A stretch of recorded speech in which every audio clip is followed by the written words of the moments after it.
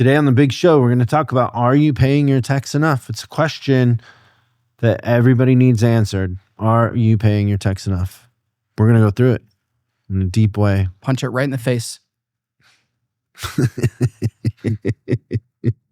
And much, much more coming up on this edition of Service Drive Revolution.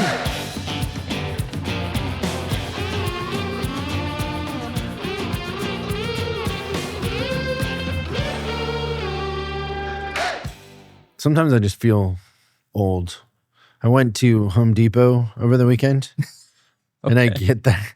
Are you wondering what I'm doing at Home Depot? I'm trying to figure that part out and how that connects. You actually go into a Home Depot. Okay, there's two reasons why I'm going, but this isn't the story.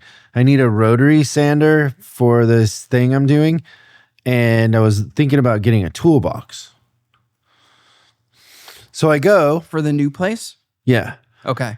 To put the tools in, right? That makes sense. And keep everything organized. So I go and I get there and then I realize I don't have my readers and I can't see anything without my readers anymore. Yeah. There was a time where they would help when I was reading a book.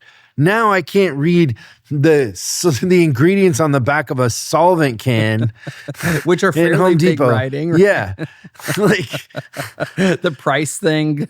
And so then they have this stupid thing on the iPhone that's like a magnifying glass, but it never lines up with what you're trying to look at. I just felt so old. Like I almost drove home to get my readers and come back. Yeah, I'm having the exact same experience. And for years, I had 20/20 vision. Like I just didn't need any glasses at all. And then in the last few years, I got, bought the cheap readers. It was when I moved out here. So it's 2020 when I started using like a reading glasses. And now reading glasses are just kind of becoming glasses. And where it hit me is that you and me and a couple of people went out to dinner last week. And my thing is usually when I look at a menu, because it's kind of a darker place in a restaurant, right? So I turn the light on my phone.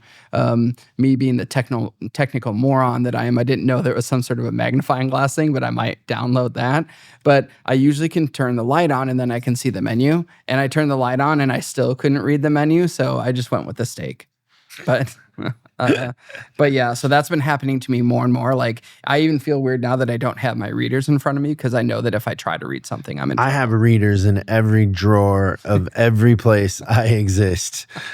I literally have like 15 pairs. Yeah, you never know. Yep, I have them in my bag. Like I never want to not have them around. Yeah, they are. But for some reason, I don't have them in the car.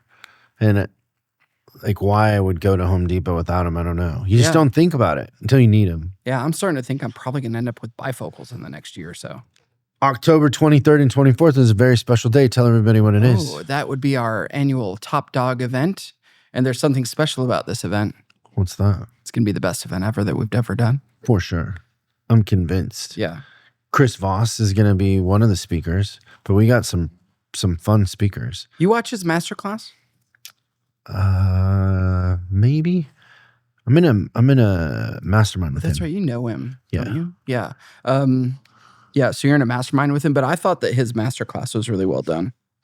But I'm a big fan. He's pretty great. Yeah, and I could listen to him talk all day long, and all the stuff kind of makes so much sense. But man, talk about a guy that practices what he preaches. Psychology. It's a lot of psychology. It's all mental. I love it. At the highest level. Like if you if you don't negotiate right from his thing, people die. We're working on getting In-N-Out Burger again too. God, that was a huge hit. Terrible to have In-N-Out Burger. That was a big highlight. Yeah. It'll be fun. So don't you mark your calendars. Don't you think In-N-Out is a California treasure? They left California. But they started here. Every business has left California but us. Except us. We stayed. Just waiting for you to give me that. Give you the wink. Pack up and go. It's time to move. But yeah, it's going to be good. It's fun. Anything in the news? Let's have a look-see. Foreign had a recall. We should just do bets. All right. So let's see. So this is interesting only because I didn't even think that they would have this position. But Tesla, they had a North American service director that was just in charge of all the service all around. Piero Landolfi has left. So I didn't even think that they cared about service at Tesla that much, but they actually had somebody that was in charge in it. So he took off and left. I don't think that they've named his replacement yet, but it's super interesting to me because like if you're a service director, where do you think someone would go? Is like somewhere else in the automotive industry? Nope. This guy went to a place called Nimble, which is a robot company.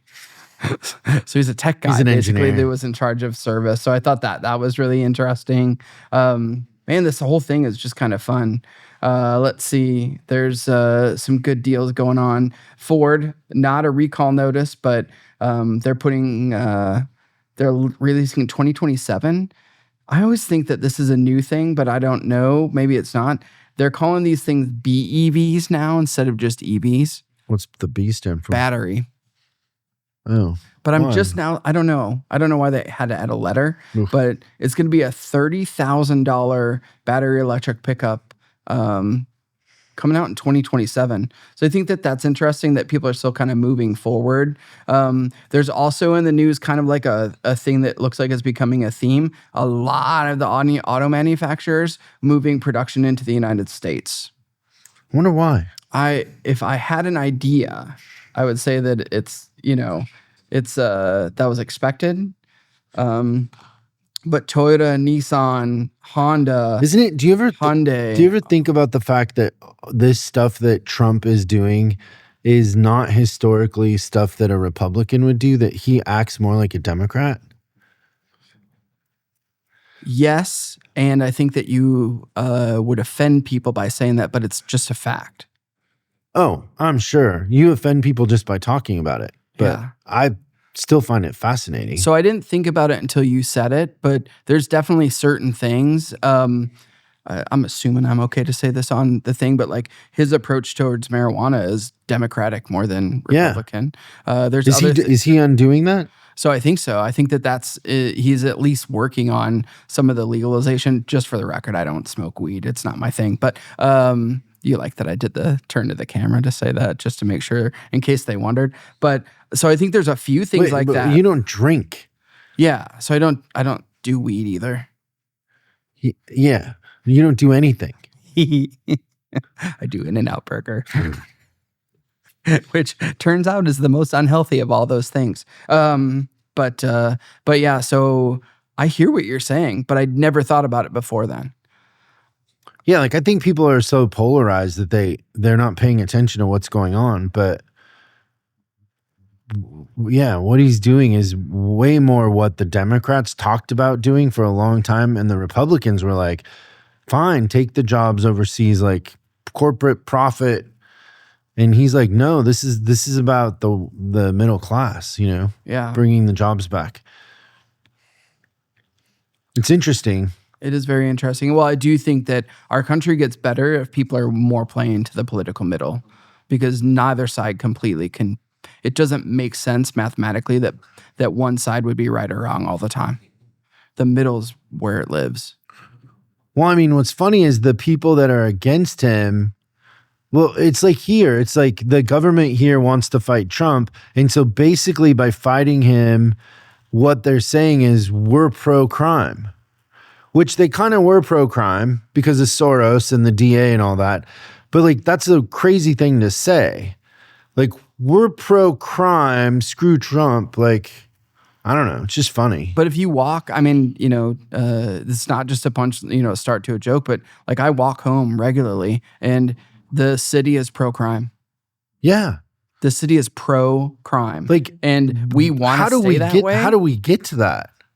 And how do we defend that? It just doesn't make sense. Yeah, I think it's very, very interesting. I'm all for like whatever we do to have law and order in a world where like the working citizen, me and you, like that we would have more rights than a criminal.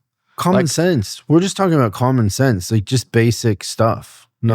It's not divisive. Like how could it be divisive to say we should have rules and stick to them? No. Like...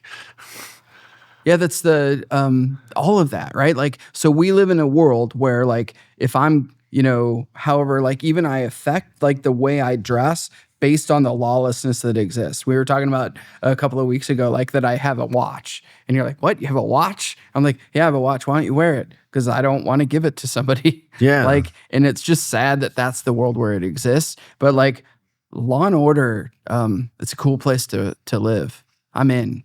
Yeah, me too. I miss it. Okay, talking about our big subject today, are you paying your techs enough?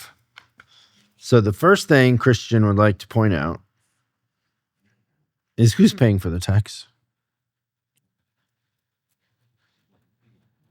The customer. The customer pays the tech. The techs are the cost of sale. Like That's we're right. selling time that is produced by a tech. So the customer is paying for the time. So techs are a percentage of what the customer is paying. Who controls that pricing? The service manager. Yeah, we do. Yeah. So the customer is the one paying the tech in a sense, right? Don't you think if you just start with that and wrap your head around it, the rest of the list gets easier? Yeah, I never understand when people are like, oh my God, it's, I was talking to these techs and they're making $32 an hour. And it's like, I'd pay 34 then. I don't know. I don't know what to tell you. Like, I don't want to be the lowest in the market when it comes to techs. I want to have good techs that work and, that's where you want to have talent. Yeah. And you got to pay for talent. And I don't see myself in a scenario where I lose techs over $2. But more importantly than that is I don't think that the hourly wage that techs make is really the difference. They will say that an hourly rate matters, what they make, but techs don't quit over hourly rate. They quit over a bunch of other stuff. And so I think the thing that we want to kind of help everybody understand is that it's really not about the hourly rate. It's about a bunch of other things that add up to keeping good techs and recruiting good techs. Yeah. The first one is the advisors. If you don't have good advisors, the techs get discouraged. They stop doing inspections and they just leave. And how many times have we interviewed a good advisor and we say, how many techs are following you? And they're like, how many do you want? 3, 5. Yeah, because techs want to work for good advisors. So if your advisors aren't good, they're not well trained, they're not veterans, and you allow low performance, incompetence, indifference in your advisor staff, you're going to lose techs. That's all there is to it. Then what about the parts department? Like the parts department has a big influence on the techs. Having a parts manager that's proactive with the team that see themselves as assisting the technicians. And, and this is always said like in the office with the door closed, like, well, service is my biggest customer. Parts managers will say that. Yeah, but whenever somebody says that, it's always like, okay, but what you're saying and your actions are two different things. Why don't you just don't show me that without saying it in a sense. Oh yeah, for sure. Like it's more about the action versus the thought process. Yeah. I've said this before, but I think it bears repeating is that it's the most interesting thing to me when the parts service relationship is analyzed, that we will take a 38-cent nut that we're making 7 cents in gross on across town and deliver it to a body shop, but we won't take a set of breakout rotors into the shop for a tech. Yeah. Like if we look at that and like, okay, so that doesn't make sense, and then try to kind of blend it all together. It reminds me of what was going on in the early 2000s. You remember when George W. was president? And he had an assistant that came in every day, and she gave him like the reports on like the coalition that was working in Iraq. And one day the assistant comes in and says, Mr. President, I've got some terrible news for you. Your coalition report today, we had a casualty. We lost a Brazilian. And W just starts looking down, shaking his head. He turns all white, and he says, "That's terrible. I can't believe it. And the assistant's like, what's wrong? What is it that's got you bothered about this? And he looks at her and he says, how much is a Brazilian? The next one is systems. It's a theme in Service Drive Revolution, isn't it? Lost keys, where they're parked, double parked, like all of that brain damage. Like the systems affect the technicians and matter. And I would contend that most of the time, the same ones that will tolerate indifference and underperformance from advisors are the same ones that tolerate bad systems. Like yep. Yeah. The next one is training. You got to send them to training. You got to train, you know, that's a big part of it. Culture is a part of it. Having a culture of performance where, you know, actually flagging hours matters. That the people in the shop that have the largest voice are the ones that are performing, not the ones that aren't performing. So, you know, the culture. Another one too is the warranty to CP mix. What happens a lot of times is managers want to keep techs, so they don't add techs. And what happens invariably is the traffic starts to increase, and then the only customers that can get in are the ones with warranty. So then the techs are only working on warranty work. And they're booked out 3 weeks. The customer pay work goes somewhere else. Yeah, and if you're making $100 an hour, it doesn't matter if you're buried in warranty work and electrical diagnosis, it's going to pay a third of what it should. Like, you're in trouble. Yeah. The rate doesn't matter at that point. The other thing is like good techs want to work around other good techs. Like there's a certain mindset with that too. That's, you know, what's my favorite about that is watching the collaboration. Mm-hmm. Like the way that they work and exchange information so freely. Like I've been in a few shops where you can tell that like it's like a culture of performance almost. And they understand if they share information with each other, everybody books more hours. The worst of where it's like you go into a shop and like one person has all the knowledge and then you got to like kiss the ring to get the knowledge and everything like that. Like it's funny how that free flow of information between the two tells you what kind of shop you have. Yeah. And just to kind of like wrap this up is I had somebody ask me a little while ago about should you hire somebody back that left? And I was like, well, who is it? And they're like, oh, it's a couple techs that got offered more money. They went to the dealership was a mess, and they want to come back because they couldn't flag any hours there. It was a disaster. Would you hire them back? And I was like, I absolutely would. I just would. Without a doubt. Yeah. But that happens. Like your systems and the people that you have are what create the environment for good technicians to want to work there and thrive. 100%. So that's the answer to, are you paying your techs enough?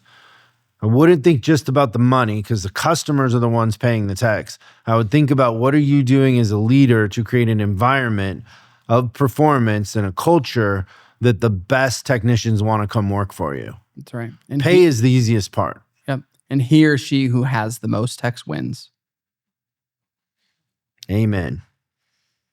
And we'll see you next time on Service Drive Revolution. Thanks so much for watching this episode of Service Drive Revolution. We're uploading new stuff every day, so make sure you subscribe and click the bell icon so you don't miss out. If you have a question you'd like us to answer on the show, call 8333-ASK-SDR and we'll answer your question on the show. That's 8333-ASK-SDR. For special deals on our books and training, head over to offers.chriscollinsinc.com. Now that's offers.chriscollinsinc.com. I'm Chris Collins, and I'll see you in the next video.